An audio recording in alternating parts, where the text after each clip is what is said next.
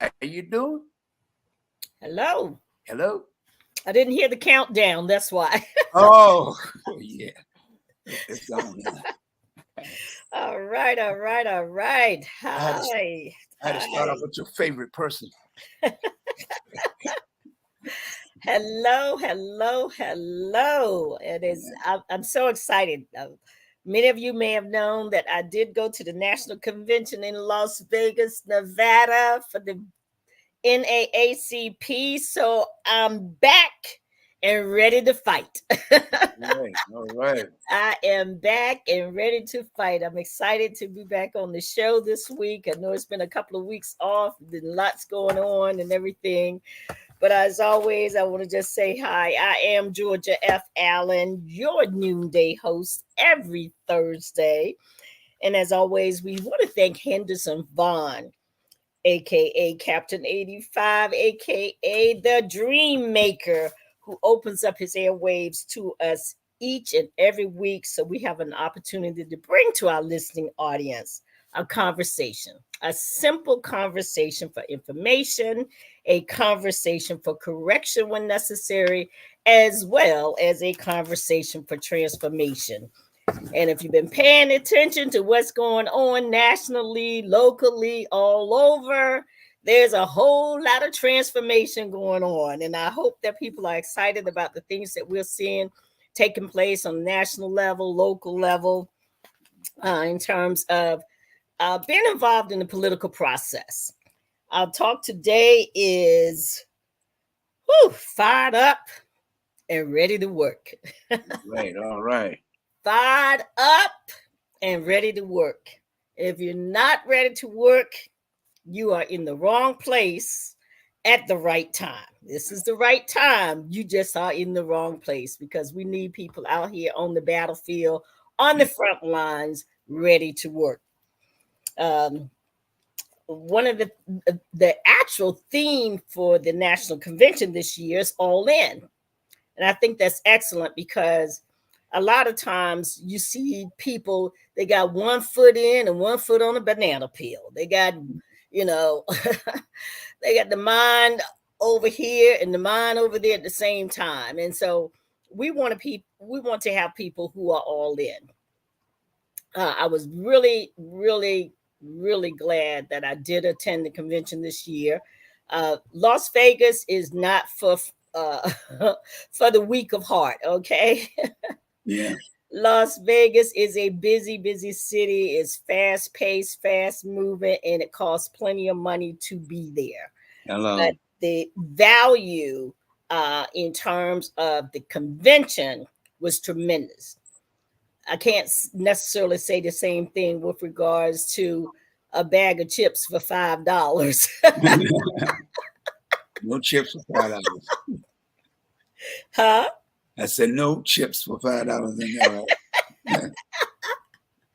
So it was very interesting. I probably put in about 50 miles of walking because it is huge. The convention center was huge.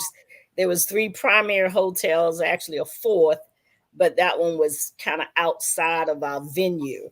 Mhm. And I'm kind of sharing this with people simply because a lot of times people go to conventions simply to party, simply to see people or whatever. Mhm. But when you go there to work, you have to put in time. And so that's why I chose the theme today, fired up and ready to work, because we have too many people uh, basically taking from the community or taking from groups, taking from organizations, and they're not putting anything back. They're not feeding that organization in order for that organization to get stronger.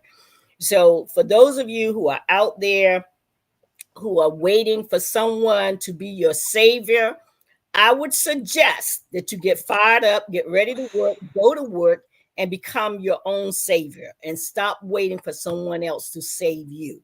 You have a responsibility to help save yourself. Um, and so today, I just want to welcome everybody to the show today. Um, we're back to just kind of take a look at what is taking place around the nation.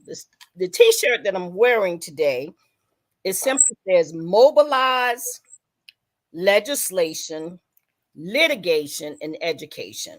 And it's actually one of our youth t-shirts. And I chose to wear that shirt today because today's show, I'm looking for young people. I'm looking for young people who really want to get involved in the processes. And the reason why I said processes is because it's not enough just to get involved in the political process. It's not enough just to get involved in one particular area of your community.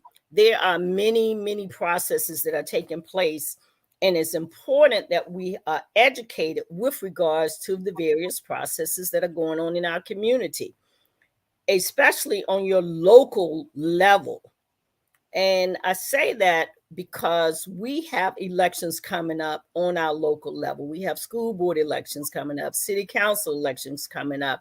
We have Congress elections coming up, senator elections coming up, as well as the presidency of the United States.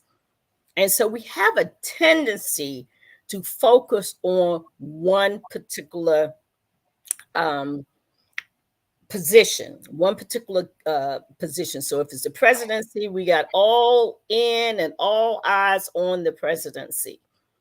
But you must understand that there are state legislators all over the nation making decisions that are detrimental to your way of life. Okay, so when we say you need to be all in, we mean it fully. You can't have 1 foot in and 1 foot on the banana peel. That is not a process that is going to be neither effective nor successful. So we want people to be all in changing the outcome for our benefit. I like what our president says all the time. He says over and over again, and our president is President Derek Johnson. And he says, we are nonpartisan. So we don't select anybody in particular in terms of a particular party, but we do fight for particular policies. So hear me clearly. For those of you and you're of all different makes, model, creeds, or whatever, who place all of your chips, and yes, I'm using chips because I was in Las Vegas, place all your chips on the table for one individual or what have you, I would suggest to you to take a look at all the people who are running and make sure you properly bet your chips correctly. Hello. Because if you don't, you're going to lose, but you're not just going to lose on one level, you're going to lose on all levels. And so I want to encourage you to be very cautious as we go into the season of politics, when people are out here giving you all types of information and trying to keep you confused and make a suggestion that because the current candidate for the Democratic Party happened to be a former prosecutor, that somehow she locked up all of these people. And so I went back and I started pulling up the information to try to get more information about her time as a prosecutor. Turns out that she had the prosecutions had gone down, but the 40 people that they're talking about, they have yet to tell you what color those 40 people were that she had to prosecute. Right. So before all of these men in the barbershop, because that's where a lot of our folks get their information, is in the barbershop, and the way they actually get the information is one person comes in there, like that game you used to play called Postman. Mm-hmm. And so one person says something and each person says it to the next person, to the next person. And by the time it gets back to the beginning, it doesn't sound anything like what the original message sounded like. I think it's Postman or Post Office or whatever it's called. Because I'd never played the game. I just heard about it from other people. So I want to make that perfectly clear. I did not play that game when I was a young person. but I heard the rules of the game, and that was for the first person to start out with the message, share that message with the next person, that person shares with the next, and that one to the next, and so on and so forth. So I want our barbershops and beauty salons to stop sharing messages that they have not fact checked. Okay? I want you to stop sharing these messages about folk that you have not personally fact checked. If you own that barbershop, you have a responsibility to make sure that the information that is going into our community is accurate. Doesn't mean you can't have fun in the barbershop. That doesn't mean that.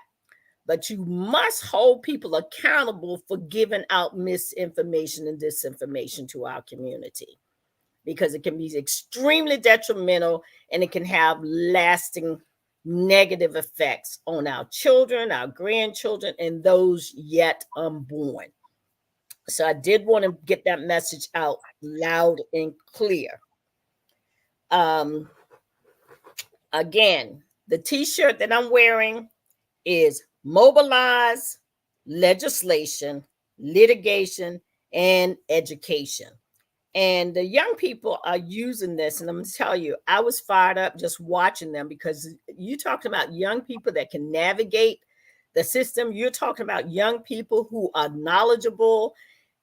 And these are youth who are president of their local youth councils. They are president of their college chapters. And they are educated far greater at such a young age than we ever were when we were that age. And they know their stuff. They don't play, and they're rocking. They don't play at all. So I was very thrilled to be in the presence of our young people. As a matter of fact, I felt it as an honor, and they were very our young people, very polite, very respectful. So all of this stuff that you guys keep hearing about our children and where they are and how they're doing and how they're not doing, maybe you need to get your children around the right people. Maybe you need to get your children as part of the right organizations, and maybe you will see a different outcome if you do that. It is July. Yes, it's July. And July is Imani. And most of you know that I usually try to talk about a principle of Kwanzaa every single month. The month of July is Imani. It is to believe with all of our hearts in our people and the righteousness and victory of our struggle. Imani. Imani is the seventh principle of Kwanzaa, Imani. And I try to speak to these seven principles because I hold them near and dear to me, because they are cultural principles. They're not religious principles. They're not principles that speak to all kinds of outrageous stuff. They are principles that set standards. They set standards about what we should be doing or could be doing if we want to have a different outcome in our communities. And this month, of course, is the month of July, is the birthday of one of our ancestors, Medgar Evers, born July the 2nd. And next year he would be 100 years old had he lived.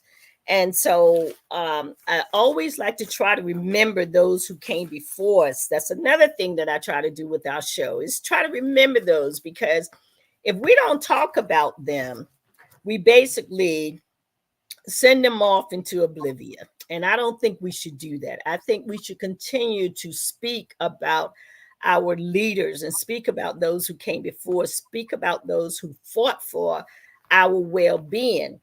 Again, we are all in. Again, we are fired up and we are ready to work. So when I do my program, I'm looking at it from a longevity standpoint. I'm not looking at it from just today. I am looking at it from a longevity standpoint. And so, with that being said, let's not forget our ancestors. Let's periodically read about them. You might think you read about them enough, but guess what? Every time you read about them again, you find out something new. Every time you hear someone talking about them, they may share something with you about our ancestors that you either didn't know or you had forgotten and don't currently remember. So we still want us to make sure that we keep our ancestors front and center and don't be dismissive because they came at a time when things were very different. Because when we leave here, the people that are left behind, those times that they will live in will be very different than the times that we lived in. And that's just the way it is. Yeah. Many of our we don't call them workshops anymore, we just call them sessions. Many of the sessions that they held for us in Las Vegas were speaking about leadership, power brokers, and decision makers. That's critically important if you want to be all in. You want real leaders. And some people feel that they're leaders because they make more money than someone else. Some people feel that they're real leaders because maybe they have a better job than someone else.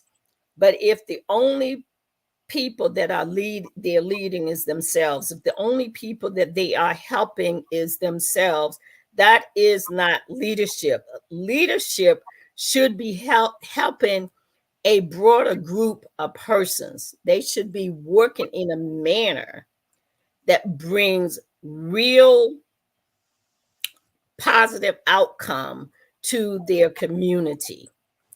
That is critically important. And how do I know? Because I've been out here for a minute fighting on behalf of all of us, not just some of us. And we have people sitting down at the table thinking that allows them to be a power broker when they're sitting at the table, but they're both sitting in the chair, but they're on the menu as well. Yeah. They're sitting in the chair, but they're on the menu as well because other groups and organizations have made it their business to be loyal, to be united, and to do not waver and sell out your community for a happy meal and a couple of fish sticks.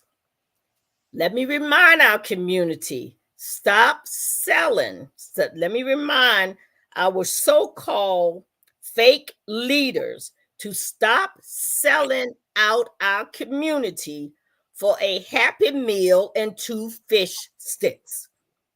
It may sound a little harsh, but it's time that we have these harsh conversations because what is happening in many of our cities and localities is detrimental to us, and it has long-time detrimental effects. So I want us to think about our young people more, because when we do certain thing thinking that we're being cute or thinking that, well, I'll just work with this group, or I'll just go along and agree with this, you know, and then hopefully they're going to help me over here. Well, if you've done that a few times and you haven't gotten results, what makes you think that if you do this now, you're going to get results? And what I'm saying to the audience, because they're like, well, what is she saying? It sounds a little it's done in a nuanced way. Well, a lot of times we have elections locally and all. And so we look for persons who we want to be elected to office, who will be people that will work in the best interest of the community. Now we'll have other people who will look to see what they can negotiate for themselves. But when they do that, it has detrimental effects in the long term. No one, no community, no district, no anybody should allow other people to decide who will represent them. It shouldn't happen. But we see that happening in various communities, in our local communities, in our local districts, that someone who looks nothing like you handpick persons that they want to serve in office.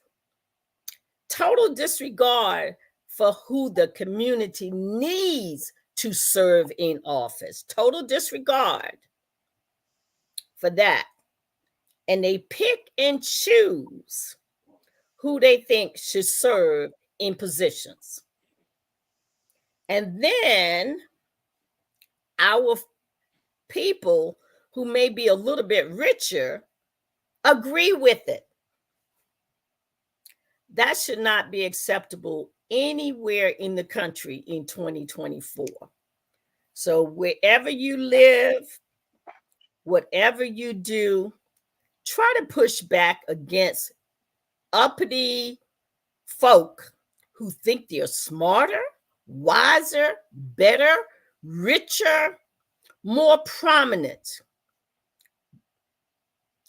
have had more success, think that they're somehow the ones who should decide and go against people who fought to position us to have the opportunity to select our own people and not have someone trucked out, dragged to us, presented to us, and told to us that this is your person.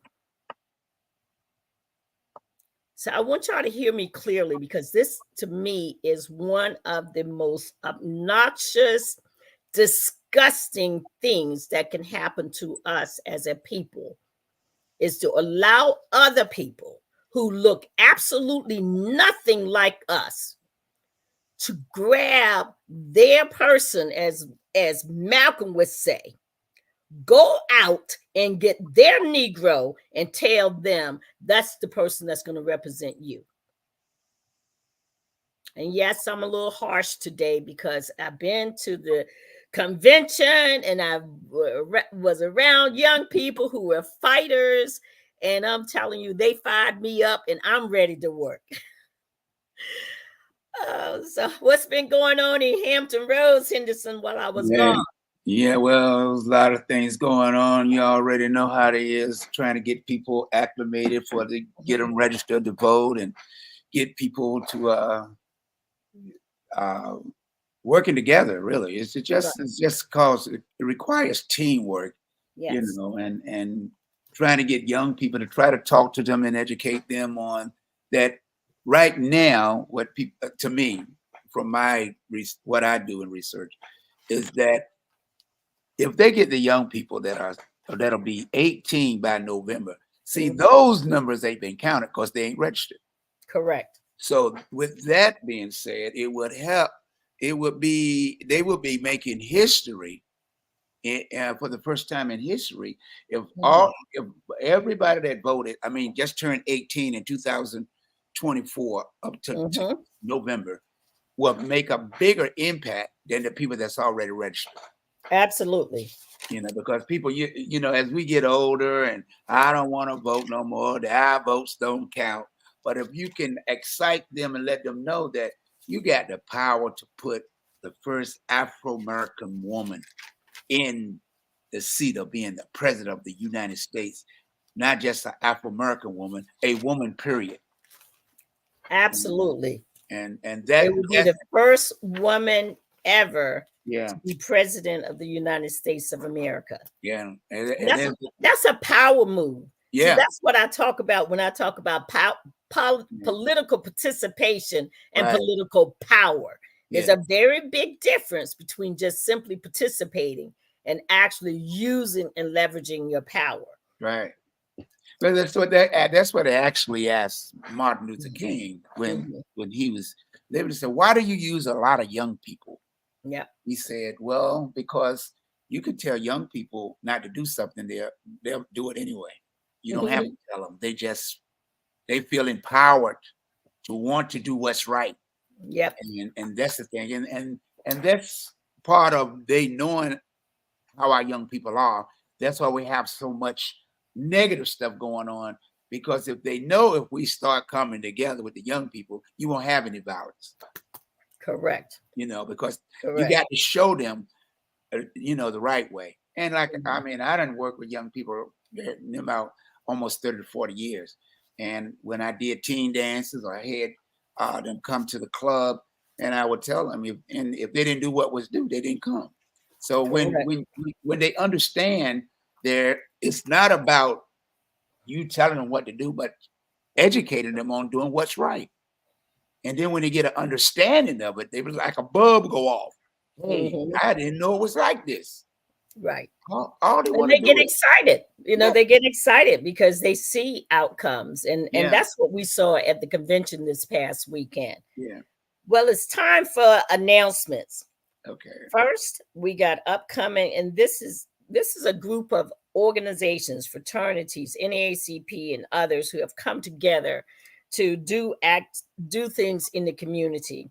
So on Saturday, July the 27th, 2024, from 10 a.m. to 1 p.m., there will be a voter registration and a door knocking at Atlantis Apartments, location at, I have to make this even bigger. I thought I could see 999 Atlantis Drive, Virginia Beach, Virginia.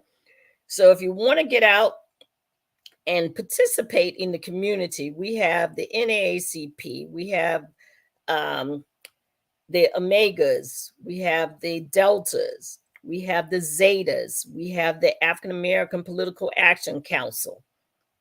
All of them are bringing in volunteers to go door to door, door knocking, do voter registration, and make sure that we have people at the polls, registered and ready to go to the polls in November.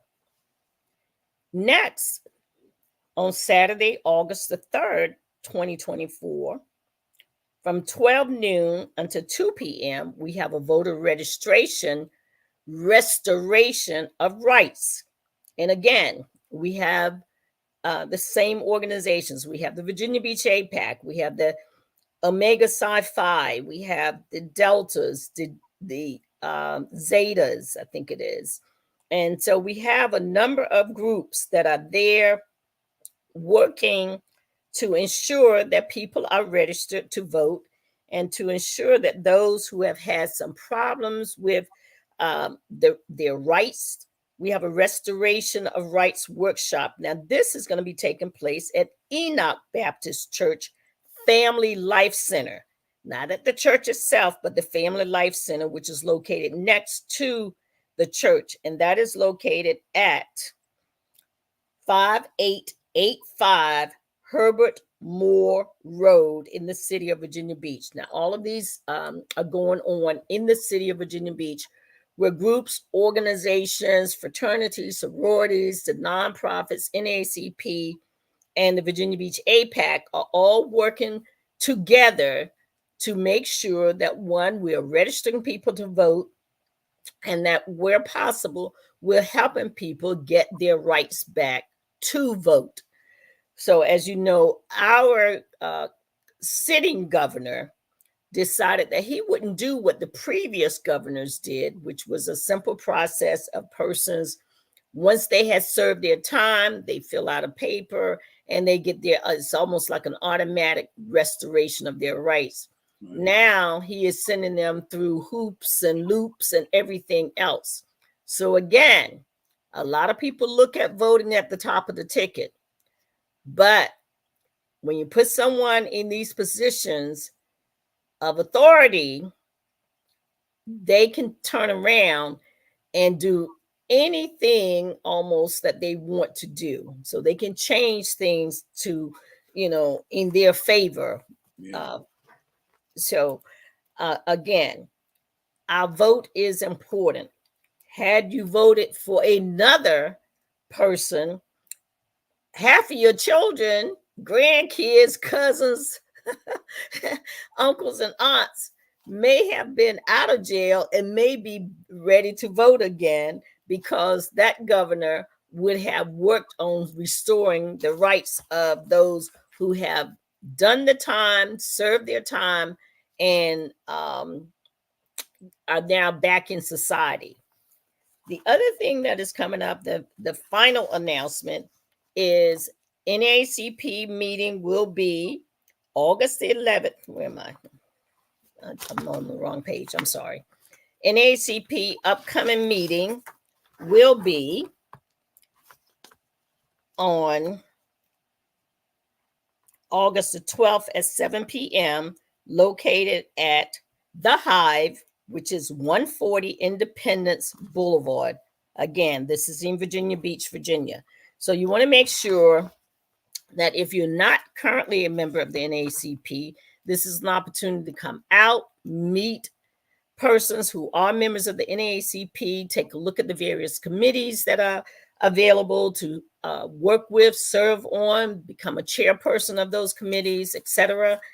And we invite you to come and join us. We invite you to join those who will be able to go out and do the voter registration and door knocking on July the 27th, which is this Saturday, at Atlantis Apartments. Or if you have friends who need their rights restored, you can go to a voter registration restoration of rights workshop, which is located at Enoch Baptist Church on August the 3rd, 2024.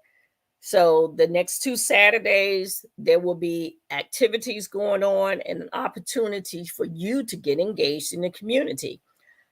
I would suggest that you invite your young people to come out as well. Those who are almost eligible to vote, because I do believe now they are allowing you to begin to sign up your young people as young as 16 years old to register, so that when they turn 18, they are automatically a registered voter. Now, just like anything else, you want to keep up with the status of your voting registration, because we do have people who like to purge voter rolls, who like to do all types of things to make it more difficult for persons to vote, or make it um, more difficult to change outcomes, basically. And what I mean by that is, if you feel that you are a registered voter and you have not checked, not confirmed, you could show up at the polls, and then they have a reason why your name has been removed from the voter rolls. So you want to track it, you want to keep up with it. Again, you need to be fired up and ready to work, because keep in mind, if there is a possibility for the first Black female to be president of the United States, don't think that people will not try all types of shadiness to prevent that from happening. So if you're in favor of Kamala Harris because you feel that she is by far the most qualified person on the ballot this year for president of the United States, then you're going to have to go to work. You cannot sit here and hope that things will just happen. It takes time, it takes effort, it takes work.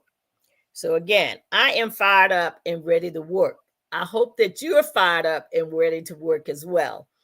There have been a lot of exciting news that have been taking place over the last few days with regards to how the community is coming together, how Black men and Black women are coming together.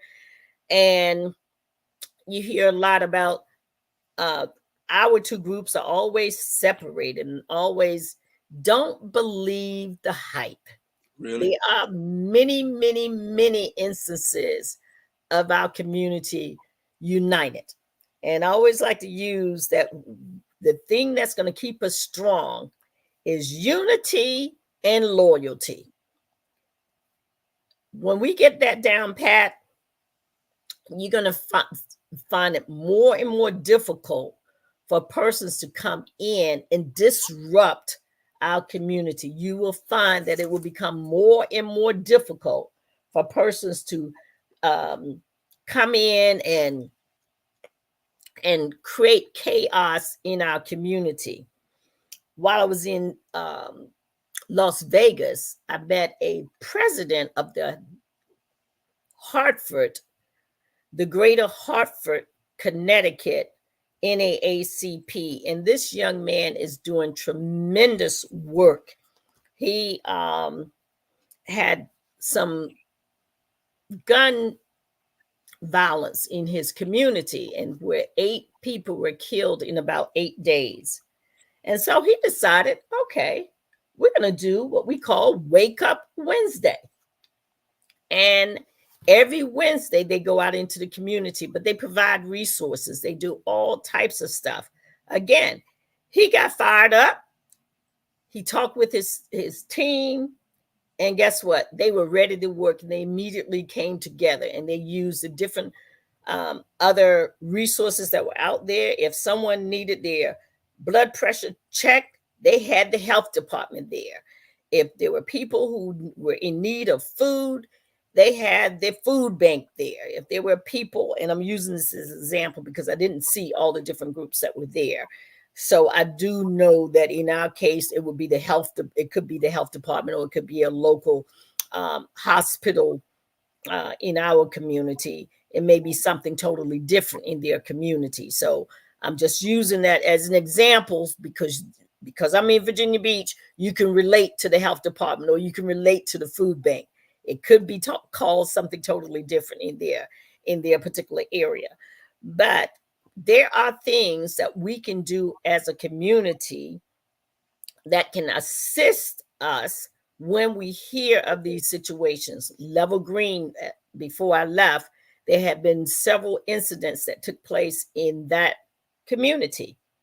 What if the elected officials came together, the local government, city council, House of Delegate members, state senator, all came together and said, okay, we're going to have a Wake Up Wednesday, or we're going to have a Thankful Thursday. The Wake Up Wednesday is what they came up with. Now, whether this local area decide that Wake Up Wednesday is what they want to do, I don't know. You may decide that Thursday just happened to be a better day, so you may call it something else. But we do know that Wake Up Wednesday worked. Why? Because since 2023, August of 2023, there was not another killing in the Greater Hartford area. So because they went into the community and worked with the community and began to find things for the young people to do, and they had all types of activities on Wake Up Wednesdays, but they also had resources to talk with the young people about things that the young people could participate in. They had games that the young people could play. There were all types of things that was a part of this Wake Up Wednesday. It wasn't just, okay, let's wake up. They brought grills out so that they could grill and feed the community. So just that one group making a decision that they were going to take control of their community created a totally different outcome. Again, fired up, ready to work. Fired up, ready to work. And so if we don't get fired up and if we don't get ready to work, then we're going to continue to see a negative impact. The other thing that I noticed when I was at the convention is how the various generations were working together. And you saw the intergenerational movement. And some people think that this is the first time that that has happened. That is not the case. We have had intergenerational movements again and again and again. If you think back to early in the civil rights movement, when Brian Rustin, he was the logistical person. Brian Rustin was the best at getting people together, getting them uh, pulled together and identifying the best way to move and operate in any given situation. And we like to call him, he was a logistical genius. Mm. He got people from all over, but he knew how to put them and coordinate it to get them to work together. There was A. Philip Randolph, who understood the importance of the unions and how to get them on board and get them working together. But we also had someone like a Ella Baker, who understood how to organize our students and pull them together and get them to work together. So if you look at it, we've been working intergenerational for a number of years. And our movements have always pretty much been intergenerational. They haven't been just all one generation of people. They have been intergenerational people working together. They have been the youth. They've been the college students. They have been the young adults, the middle age, and the seniors all working together. And if ever there was a time for us to really put that into action, it's right now. It's right now. We all need to be all in. We all need to be fired up. We all need to be ready to work. And we all need to understand how important it is to work as a collective and not as individuals, because that is what can damage the hard work and the efforts that have been done behind the scenes on behalf of our community. And again, there have been a lot of things going on. I know many people probably were very upset when they heard that the president was going to step aside. But all he did was say, "I'm stepping aside from the campaign, but I'm not stepping aside from the presidency." Right. He still will serve out his term. So don't get that twisted. Don't get confused, because he still is serving with the same person that he started with. Right. Nothing's changed. Okay. They are still working together on behalf of the community and to make things better for the generations that are following us. And that's critically important. It's critically important because we have, again, we have policy situations that we're looking at. And so when we're looking at these candidates, we are looking at how do they stand on policy? How do they stand when it comes to education? How do they stand when it comes to Black women setting up their own fund, like the Fearless Fund? Fearless, the Black women who set up the Fearless Fund to raise money to start their businesses, to be able to help fund those businesses. Well, one group says, no, you can't do that. Whereas another group, when they look at policy, they say, well, look, if we have left a group of people out, I think they have a right to fight for themselves and to be able to organize and to be able to raise funds to have the investments that they need in order to grow their businesses. Because when they grow their businesses, they get to hire more people. When they hire more people, unemployment goes down. When they have businesses that are manufacturing, they have new people that are coming into the workforce. And so it's a win-win. So we want to look at venture capitalists and how one group look at who can be a venture capitalist as compared to how another group look at it. One group may look at it and says, oh, we only want this group of men and this group of men only. And they all have to have blonde hair. They all have to have blonde hair, and their parents all have to have blonde hair. Or they all have to be redheads, and all their parents have to be redheads. Or they all have to be brunettes, and their parents have to be brunettes. So one group may look at it that way, while another group may look at it from a standpoint as everybody who's willing to work, who's willing to put forth the effort, they have just as much of a right and should have just as much of an opportunity to grow their businesses as well. So we are fired up. I don't know about you. I don't know about my listening audience, but to my young people, we're calling on you to come forth. It's a clarion call for all of you today. It's a clarion call for you to get involved in your local communities. It's a clarion call for you to be involved in working on campaigns. It's a clarion call for you to get involved in some of your local nonprofits. But it's a clarion call because we cannot afford to continue to allow other people to decide for us what we can decide for ourselves. And that is a thing that I have struggled with.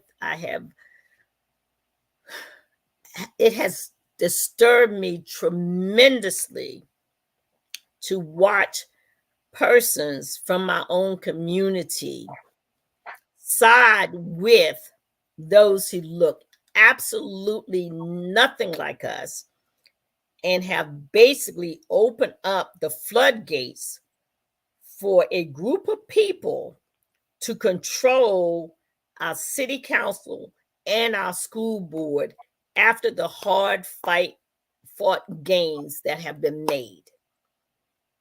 And I don't care about what political party that you are affiliated with. Your first priority should be to your community. Your first priority should be to your community. And you should strengthen your community first and foremost before playing footsie with persons who are not from your community, because they're interested in the best interest of their community, regardless of political affiliation. Whether you like this party or don't like this party, it doesn't matter. Their priority will always be first and foremost what is in the best interest of their community first.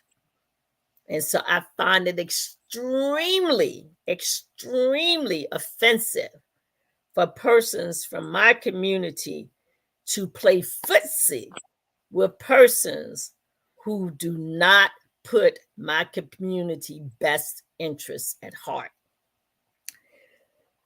Again, this is Georgia Allen. I usually announce my name more than one time just in case people come online at different times. Again, I'm Georgia Allen. This is GA for Justice, because I believe that it is important that, we do what is in the best interest of our community first and foremost.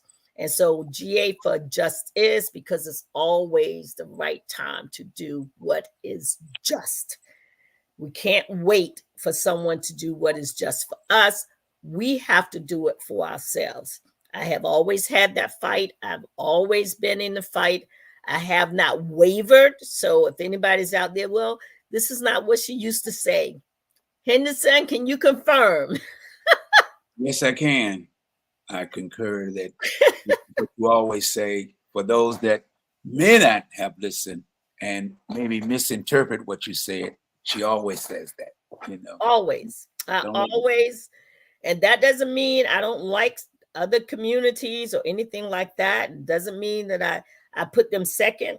I have to put my community first because you're doing the same thing for yours. Hey. Okay. All I'm doing is doing for my community what you are doing for your community. I'm not doing anything different. I'm doing for my community exactly what you're doing for yours. I'm doing for my family exactly what you're doing for your family. See, And that's what we're all supposed to be doing. We right. should all be doing what is in the best interest of our family. The only person that get in trouble when it's time to do for their community is Afro Americans. Correct. Everybody else is doing for their community. I don't work around Koreans, Filipinos. They all work for their community. First. No matter what nationality it is. They all, Exactly. as soon as we do it, they get an attitude. Correct. Because we are the engine behind what they're doing. We are putting the money into the coffin that they can tell us, well, you ain't gonna do this.